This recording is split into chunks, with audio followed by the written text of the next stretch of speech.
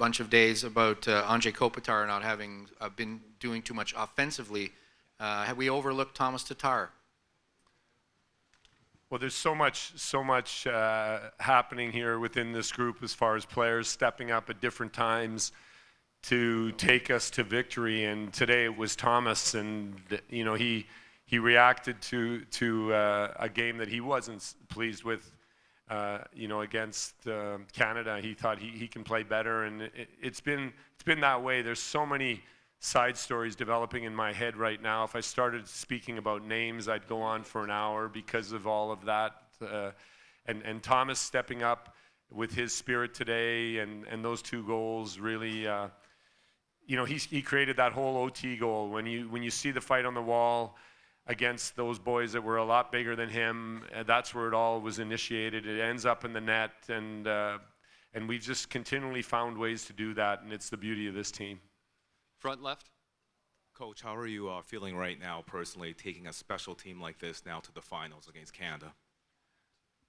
Well, personally, first and foremost, just so pleased that these peripheral countries in the world of hockey have had an opportunity to compete with the best in the world for the first time in their life, and to truly believe in being competitive on the way to a semifinal. And then the overtime showed the belief in the group to get to the final, and that's not possible when these players show up alone at tournaments.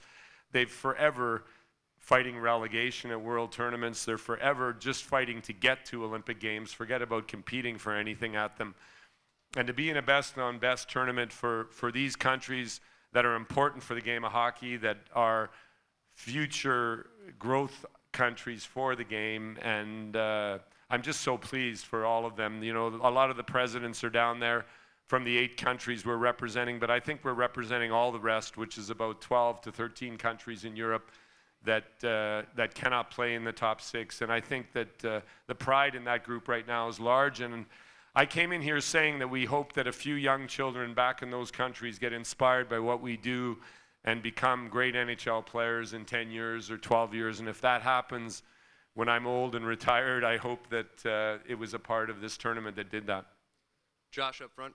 Ralph, how much do those guys in that locker room, how much does that drive them? Just the fact that so many of them have never had this chance to win a best-on-best tournament like this. Well, everybody thought that having 8 different countries was going to be an Achilles, and that we had no chance to play here as a result of that. But again, I said right from the start that these are all National Hockey League players, and why it means a lot to them is all of them had to do something special to get into the National Hockey League. They wouldn't be here. Matt Zuccarello came in late. Mark Streit came in late.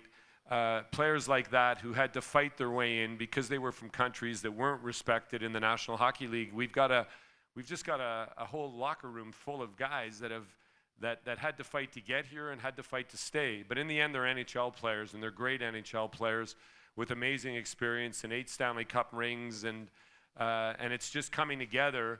And it's certainly for us an advantage. And I've said this before, and I'll say it again, because we have no past and we have no future, we are really capable of being in the now.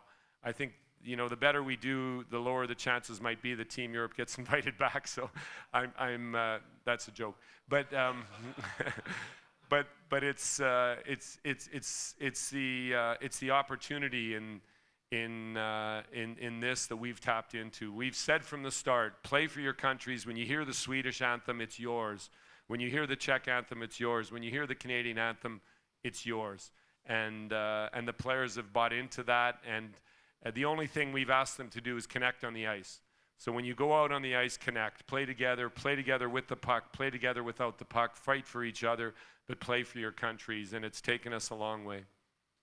Stay in the front. Ralph, just as everyone predicted during the final, I know you've been in sports a long time. Is there anything that you will take back? You mentioned Southampton in your opening, destruction of West Ham today away.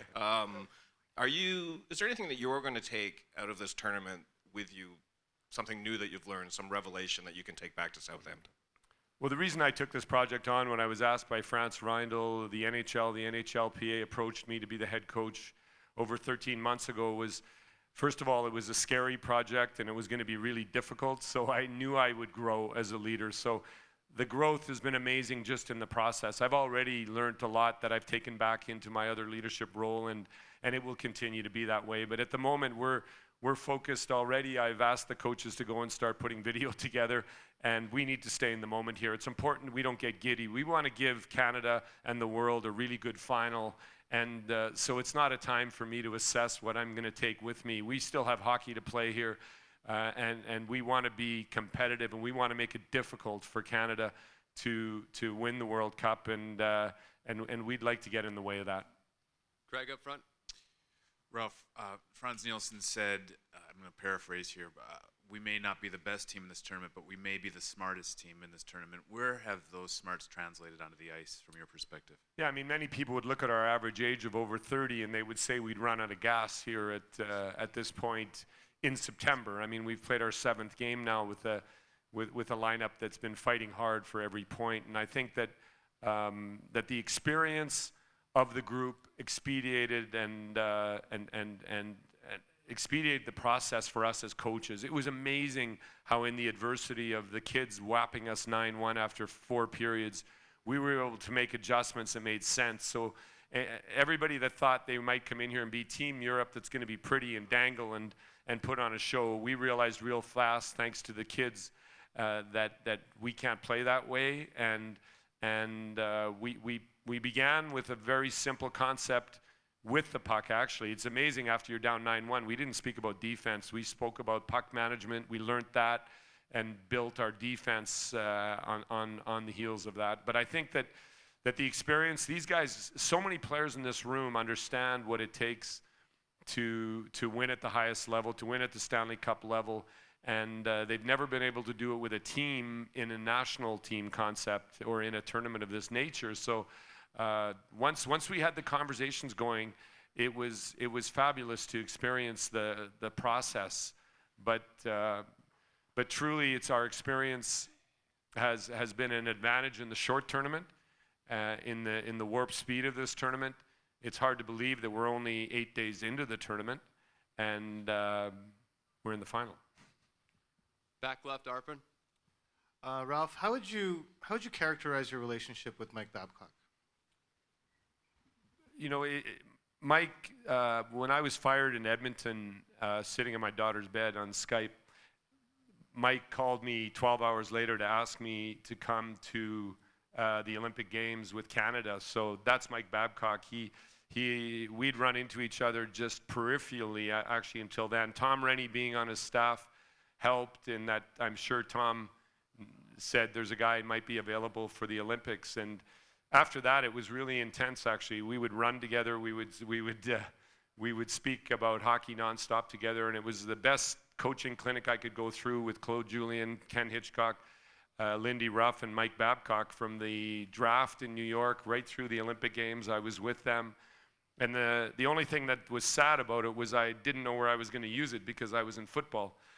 And so that learning process with Mike and his staff is really a lot of what I brought into Team Europe, and we have a very friendly relationship. We're both fanatic water skiers, so we compare our best water ski results on a regular basis, and that's all we've talked about when we run into each other here was how he did on his last pass. Pardon me? Hockey? We're going to talk about hockey now?